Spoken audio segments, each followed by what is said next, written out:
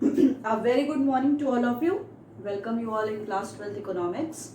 So in previous few classes we were continuously revise all the chapters, basically all the numerical questions, because there are many students who are facing the problem in solving the numerical questions.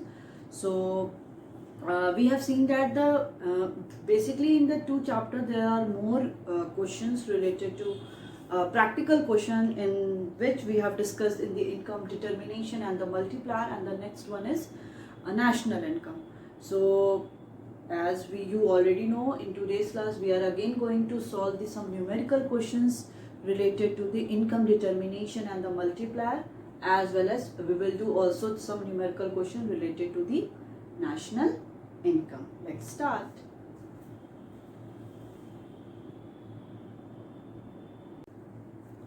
Okay, so one question is given in your book macroeconomics Radha Bahuguna. The question is here: in an economy, investment is increased by rupees 300 crore. In an economy, investment is increased by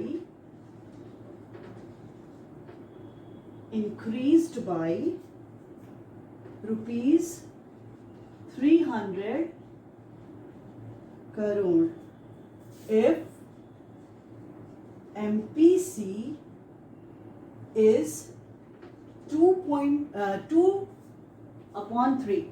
Okay, so calculate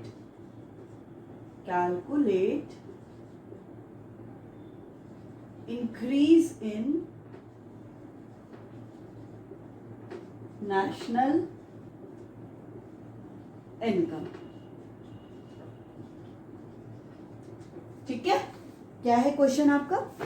question already दे रहा है, कह रहा है कि किसी भी economy में क्या होता है, इन्वेस्टमेंट क्या है, इन्वेस्टमेंट क्या हो रहा है, investment is increased by rupees 300 crore. जो इन्वेस्टमेंट है वो कितना इंक्रीज हो रहा है? 300 करोड़ इंक्रीज हो रहा है.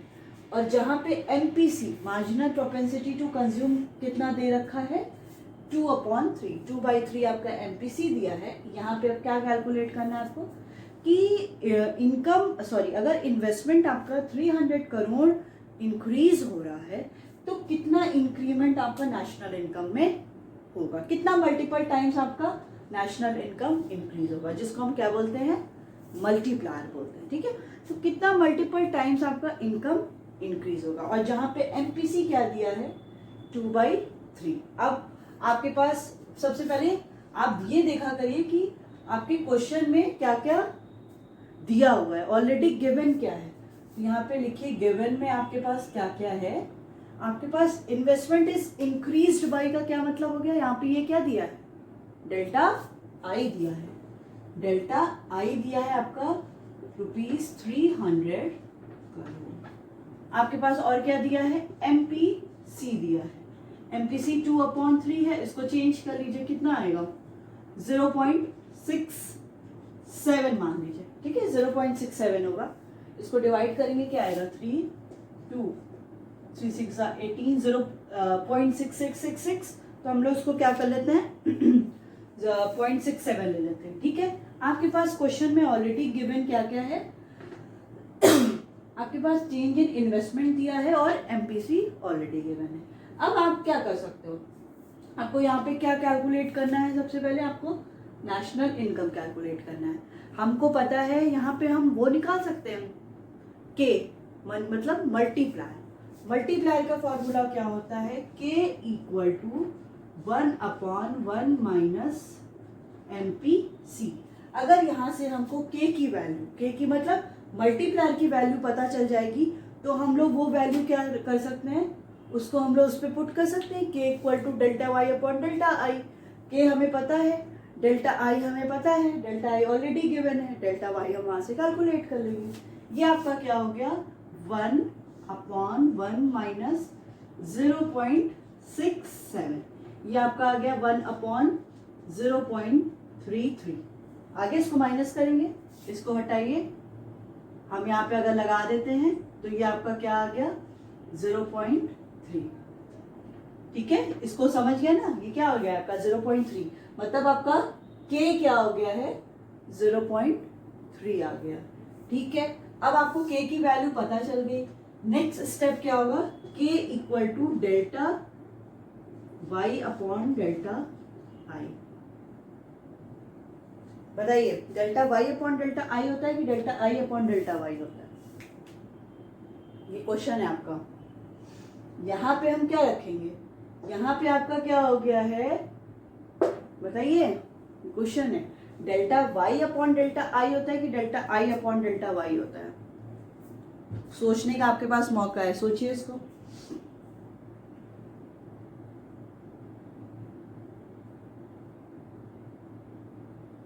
ठीक है, क्या होगा k इक्वल टू आपका delta y upon delta i, k की वैल्यू आपके पास ऑलरेडी गिवन है, क्या है आपका 0.3 equal to delta y, delta i आपके पास क्या है 300, तो डेल्टा y आपके पास क्या हो गया, इसको मल्टीप्लाई करेंगे तो प्लीज 900 आ गया आपका आंसर। यही क्वेश्चन था। क्वेश्चन को आपको सबसे पहले इसको समझना है, समझ के ही इसको करना है। सारी इंफॉर्मेशन आपके पास ऑलरेडी बुक में गिवन है, सारी इंफॉर्मेशन आपको क्वेश्चन में भी गिवन है, बस आपको ये समझना है कि आपके पास क्या इंफॉर्मेशन है। पहले उसको काउंटर करिए, पहले उसको काउंटर करिए कि जो इंफॉर्मेशन आपके पास है, जैसे ही वो आपका काउंटर हो जाएगा, जैसे ही आपको पता चल जाएगा कि ये ऑलरेडी इंफॉर्मेशन गिवन है, बस अब उससे ये कैलकुलेट करिए कि हम यहाँ पे कौन सा फॉर्मूला लगा सकते हैं, बस वो फॉर्मूला लगाइए और आपका आंसर आ गया। यही है एकदम सिंपल सा क्वेश्चन जिसको आपको क्या करना है, कैलकुलेट करना है। ठीक है, ये समझ में आया। इसमें हमने क्या किया कि इकोनॉमी में इन्वेस्टमेंट इंक्रीज हो रहा है 300, एमपीसी 2.3, यहाँ पे increase in national income, income में कितना इंक्रीज हुआ है ये हमें देखना है। ये इंफॉर्मेशन गिवन थी, हम यहाँ से k निकाल लेते हैं, मल्टीप्लायर, k की वैल्यू आ गई, then k equal to delta y upon delta I, ये क्लियर हो गया ना, क्या होता है delta k equal to delta y upon delta I होता है, k की value 0.3, delta y 300, rupees 900 crore, answer uh.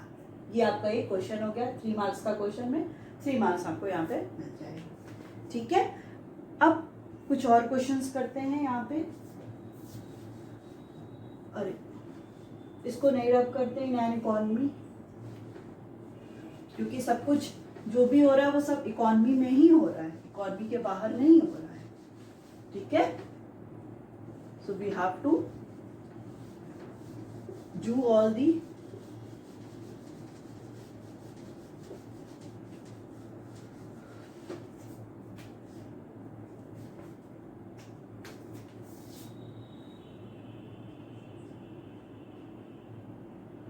in an economy, an economy is in equilibrium।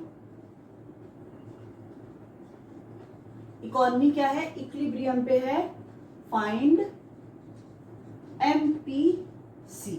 आपको यहाँ पे क्या फाइंड आउट करना है, एमपीसी क्या है, तो दो वैल्यू ले लीजिए। यहाँ पे आपको autonomous consumption expenditure, autonomous consumption expenditure को हम कैसे डिनोट करते हैं, सी से ना, बताइए किससे डिनोट करते हैं, सी बार से करते हैं। ऑटोनॉमस कंजप्शन आपका यहाँ पे कितना दिया हुआ है 100, इन्वेस्टमेंट आई आपका दिया हुआ है 100 और वाई दिया है 2000।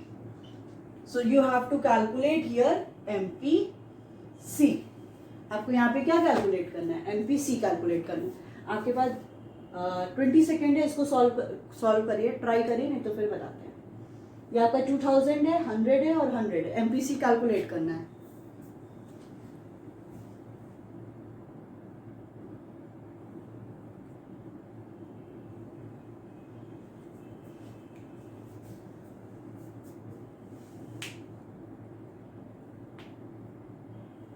सिंपल सा फॉर्मूला हम क्या लगाएंगे, देखिए हर जगह फॉर्मूला बेसिकली मल्टीप्लायर को यूज करेंगे, मल्टीप्लायर करेंगे तो क्या वही फॉर्मूला यूज होगा, या तो K equal to 1/1 minus MPC, या तो K equal to delta Y upon delta आई।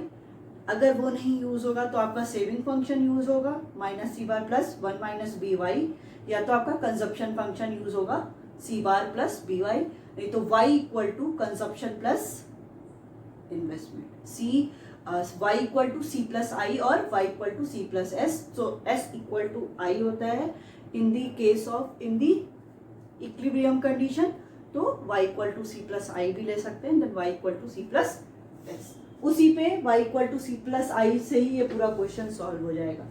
कैसे सॉल्व होगा देखते हैं, y equal to C plus I, ठीक है, इसमें कोई कंफ्यूजन नहीं है। इनकम किसके इक्वल होता है, कंजप्शन और सेविंग के। हमारे पास घर में पैसा आएगा तो हम क्या करेंगे, या तो हम कंज्यूम करेंगे या तो हम सेविंग कर सकते हैं, ठीक है। और सेविंग किसके इक्वल होता है, in the case of equilibrium की कंडीशन पे सेविंग इन्वेस्टमेंट के इक्वल होता है, then y equal to C plus I, right. अब यहाँ पे आप y लिखिए, c consumption function equal to क्या होता है, c bar plus B Y, right. तो यहाँ पे आप लिखिए c बार प्लस आई, ठीक है। यहाँ पे आप y की वैल्यू रखिए, बस वैल्यूज पुट करते जाइए। y यहाँ पे क्या है 2000, c ये क्या है ऑटोनॉमस कंजप्शन 100, b आपको दिया नहीं हुआ है, y यहाँ पे कितना है 2000, i क्या है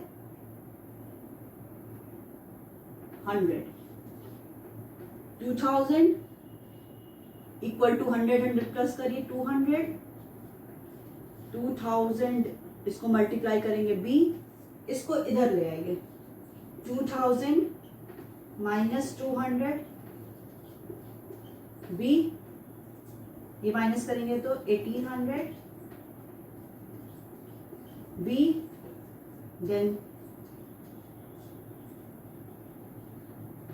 b, then b equal to 0.9 आ गया। अब इसमें तो आपको रुपीज और वो नहीं लगाना ना करोड़, क्योंकि एमपीसी है, ठीक है, समझ में आ गया। एकदम सिंपल सा क्वेश्चन था, कुछ नहीं था, बस आपको थोड़ा सा समझते जाना है। सॉरी यहाँ पे ये नहीं लगेगा क्योंकि ऑलरेडी, ठीक है, बस आपको सिंपल इसको समझते जाना है। क्वेश्चन समझिए, वैल्यू पुट करिए, आंसर आ जाएगा b इक्वल टू 0.9। अगर यहीं पे क्वेश्चन पे आपको बस पूछ देता है एमपीएस कैलकुलेट करिए, सिंपल सा तरीका है। क्या करेंगे, या तो आप उसको सेविंग फंक्शन से भी कर सकते हैं माइनस सी बार करके, या तो आप इसी से कैलकुलेट करिए, b निकाल लीजिए और इधर से MPC plus MPS equal to 1, MPC आपका 0.9 1 हो गया, देन एमपीएस इक्वल टू 0.1। बस क्वेश्चन आपको कंफ्यूज करेगा और आपको कंफ्यूज नहीं होना है, ठीक है, ऐसी क्वेश्चन हो जाएगा। एक और न्यूमेरिकल क्वेश्चन कर ले, और करते हैं। जितना प्रैक्टिस करेंगे उतना ज्यादा चीजें क्लियर होती जाएंगी, नहीं प्रैक्टिस करेंगे तो कुछ समझ में नहीं आएगा।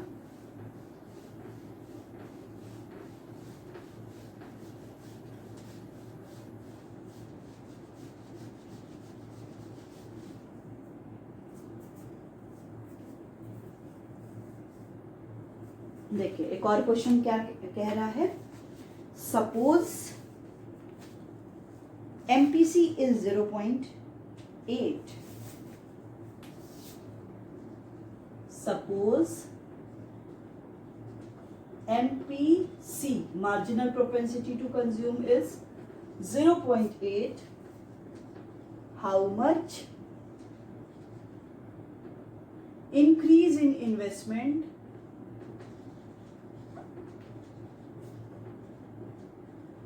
how much increase in investment is required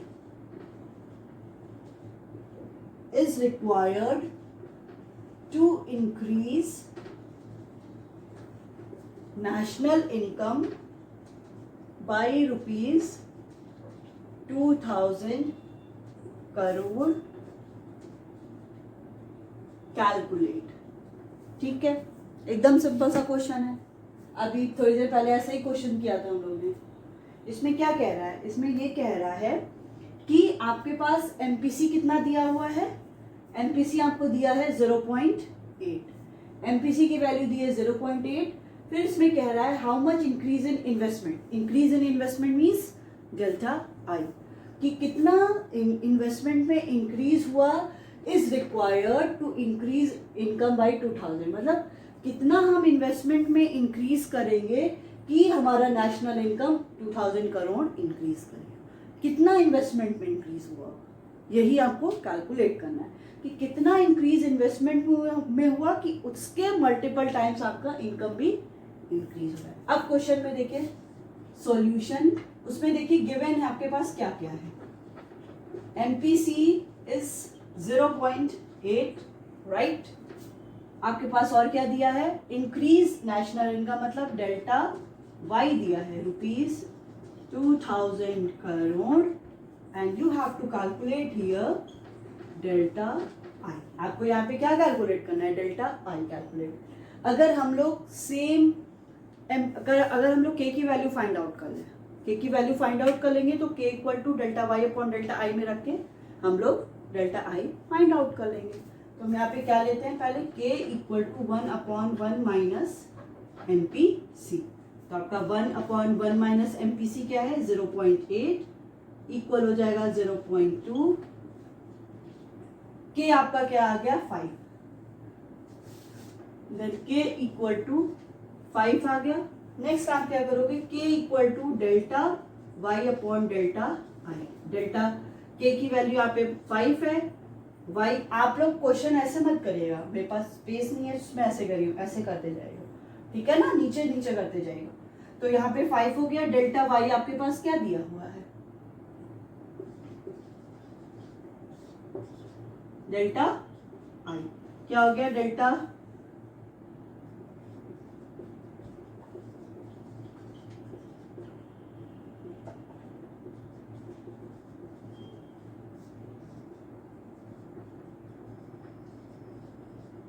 ₹400 crore.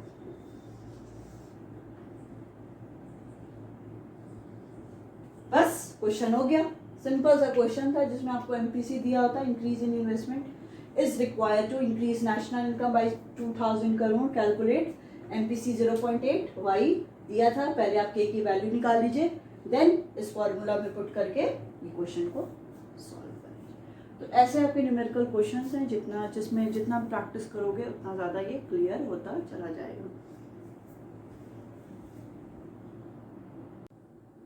चल एक और क्वेश्चन करते हैं।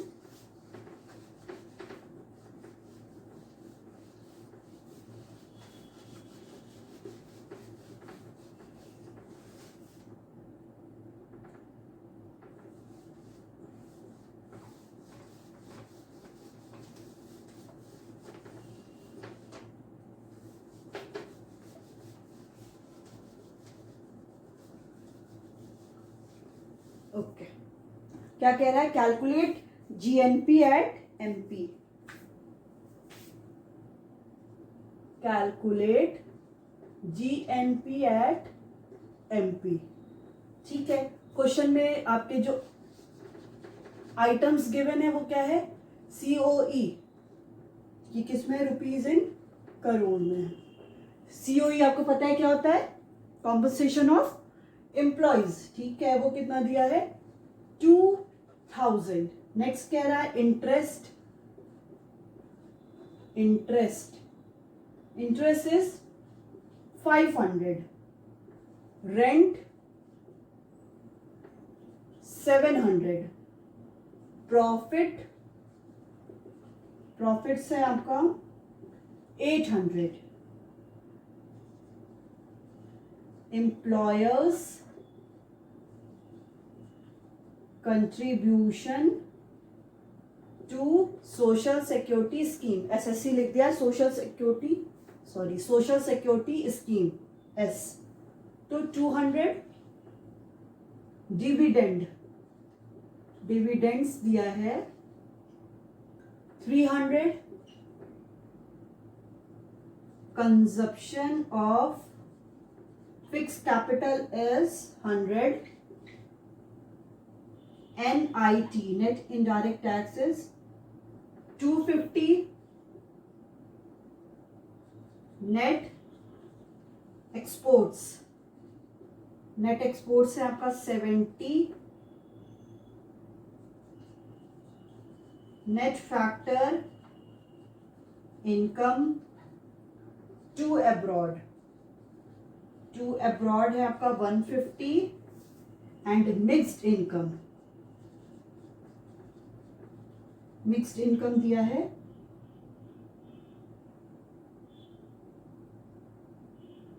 1500। ठीक है, ये दिया आपका 1500। यहां पे आपको क्या कैलकुलेट करना है, जीएनपी एट एमपी। आपके पास 1 मिनट का टाइम है, करिए इसको। एकदम सिंपल सा क्वेश्चन, आपके पास सब कुछ दिया हुआ है। जीएनपी एट एमपी आपको कैलकुलेट करना है, करिए कैलकुलेट एक बार।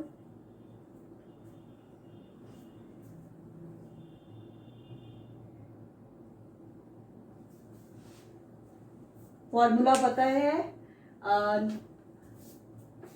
जीएनपी। अब सबसे पहले ये देखिए कि आइटम्स जो दिए हैं वो किससे रिलेटेड है, मतलब आपको इसमें क्या किसके थ्रू कैलकुलेट करना है। कॉम्पनसेशन ऑफ एम्प्लॉय, सारे आइटम्स आपको इनकम मेथड से लग रहे हैं, जीएनपी बाई इनकम मेथड। ठीक है, चलिए करें। और आपको ये पता है कि जब हम लोग कैलकुलेट करते हैं बाय द इनकम मेथड तो क्या कैलकुलेट करते हैं, क्या आता है सबसे पहले, एनडीपी एट फैक्टर कॉस्ट आता है। हाँ, यही आता है। ठीक है, तो अगर हम लोग जब कैलकुलेट करते हैं एक्सपेंडिचर मेथड से तो we calculate the GDP at MP. अगर इनकम मेथड से करते हैं तो क्या कैलकुलेट करते हैं,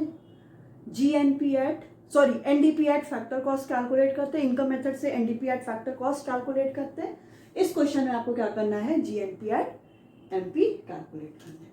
ठीक है, तो सबसे पहले हम लोग लिखते हैं NDP at factor cost is equal to क्या होता है, compensation of employee, operating surplus, OS operating surplus, और मिक्स्ड इनकम। अब क्वेश्चन में देखिए आपके पास क्या क्या आइटम्स गिवन है। ठीक है, देखिए आपके पास दिया है compensation of employees, right, COE किसको बोलते हैं, कॉम्पनसेशन ऑफ एम्प्लॉइज बोलते हैं। और आपके पास क्या दिया हुआ है, employers contribution to social security scheme, कि एम्प्लॉयर का कंट्रीब्यूशन किस में हो रहा है, सोशल सिक्योरिटी स्कीम में हो रहा है। अब आप क्या करेंगे, बहुत सिंपल सा करेंगे कि सीओई को भी ले लेंगे और employers contribution to social security schemes को भी ले लेंगे। आप दोनों को लेके क्वेश्चन कर देंगे, बट नहीं, क्योंकि आपको पता है कि employers contribution to social security scheme is a part of the compensation of employee. तो ये जो 200 है वो ऑलरेडी इस सीओई में इंक्लूडेड है। अगर आप इसको 2 बार कर दोगे तो क्या हो जाएगा, ये it is the problem of the double counting, जो नेशनल इनकम में हमेशा होता है कि हम एक वैल्यू को 2 बार काउंट कर लेते हैं। ठीक है, तो हमको ये नहीं करना है, इसको हमें ये ऑलरेडी इंक्लूडेड है। अगर ये क्वेश्चन में कॉम्पनसेशन ऑफ एम्प्लॉय नहीं दिया है, एम्प्लॉयर कंट्रीब्यूशन दिया है, वेजेस इन काइंड दिया है, ये सब दिया है, या वेजेस इन कैश दिया है, तब आप उन तीनों आइटम्स को क्या करोगे, सम अप करोगे and then you get the value of compensation of employee. But already आपके पास कॉम्पनसेशन ऑफ एम्प्लॉय दिया है, तो आपको ये चाहे जितनी भी वैल्यू दी हो, आपको उससे मतलब नहीं है। सेम उसी के साथ होता है आपका ऑपरेटिंग सरप्लस के साथ। ऑपरेटिंग सरप्लस में अगर आपके पास एक सीधे दे दिया हो ऑपरेटिंग सरप्लस इक्वल टू 5000, ये एग्जांपल है, ऑपरेटिंग सरप्लस 5000 दे दिया और आपके साथ उसी क्वेश्चन में इंटरेस्ट भी दिया हो, रेंट भी दिया हो, प्रॉफिट भी दिया हो, तो आपको इन सारे से कोई मतलब नहीं है। आप सीधे क्या है, यही 5000 इस क्वेश्चन में ले लोगे और कोई मतलब नहीं है। चाहे जितने भी पार्ट दे दिए हो, कॉर्पोरेशन टैक्स दे दिया हो, कोई टैक्स कुछ भी दे दिया हो, तो आपको इन सारे से कोई मतलब नहीं है, बस आपको इस से मतलब है, आप सीधे ये वैल्यू रख दोगे। ठीक है, मिक्स्ड इनकम का तो आपको पता ही कोई पार्ट होता नहीं है, तो वो mixed income as it is देंगे। अगर क्वेश्चन में नहीं लिया है तो उसको हम लोग 0 अज्यूम करेंगे। राइट, खत्म बात। अब हम क्या करते हैं, कॉम्पनसेशन ऑफ एम्प्लॉय कितना दिया है, 2000। अब इस क्वेश्चन में आपको ऑपरेटिंग सरप्लस दिख रहा है, दिख रहा है, नहीं दिख रहा है। अब ऑपरेटिंग सरप्लस के पार्ट क्या क्या होते हैं, rent, royalty, interest plus profit.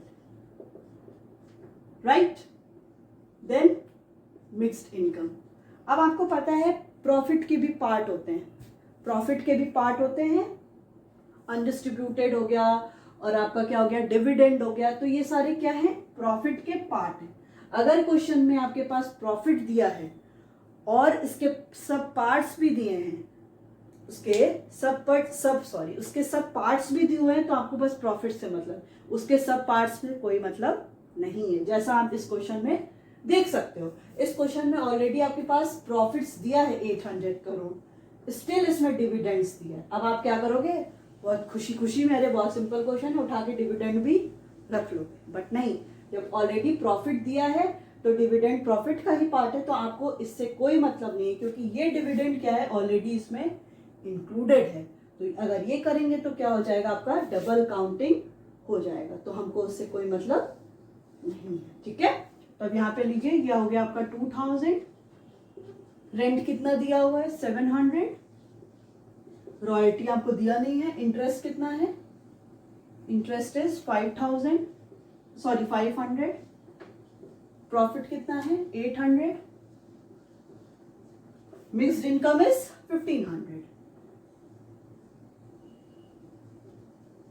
ठीक है, ये क्या है आपका 2000, ये कितना हो गया 8, 7 + 5 12, 12 + 8 2000 प्लस 1500।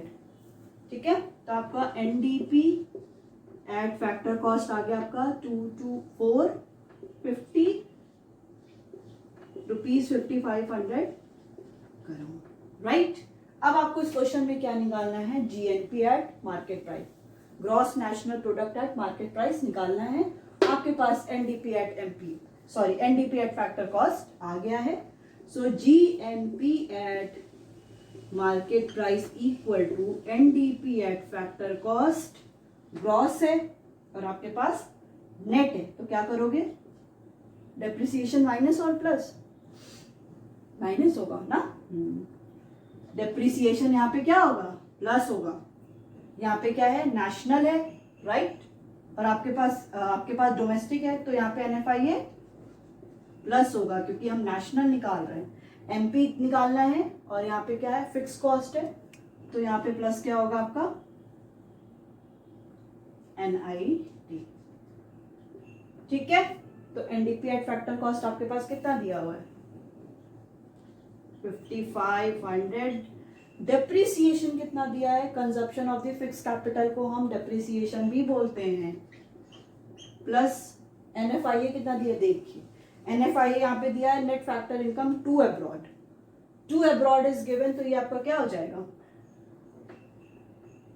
-150 हो जाएगा ना, वही सेम चीज, received minus paid, to abroad है तो मतलब हम पे कर रहे हैं, तो ये प्लस माइनस, बाहर प्लस है और अंदर माइनस है। देखिए ये प्लस है और अंदर क्या है 0 माइनस 150 प्लस एनआईटी क्या है 250, 5500 प्लस 100 प्लस माइनस -150 प्लस 250। अब इसको सम करिए और इससे माइनस कर दीजिए, कितना आएगा 5500 प्लस 250 100 5850 माइनस 150, माइनस करिए इसको, स्पेस नहीं है, 5850 माइनस 150 कितना हो गया, देन आपका G N P at M P equal to 5700 rupees 5700 crore. ठीक है, ये आपका क्या हो गया, आंसर आ गया। कुछ नहीं था, सब कुछ आपके सामने वैल्यूज दी थी, बट आपको क्या करना है, इसमें आइडेंटिफाई करना है कि अगर जो मेन पॉइंट है वो दिया है तो उसके सब पॉइंट से आपको कोई मतलब नहीं है, आप उसको लीव कर दो। ठीक है, ये इसके बाद आपको ये सब चीजें आती हैं। तो GNP at MP क्या हो गया आपका 5700 करोड़ हो गया, राइट।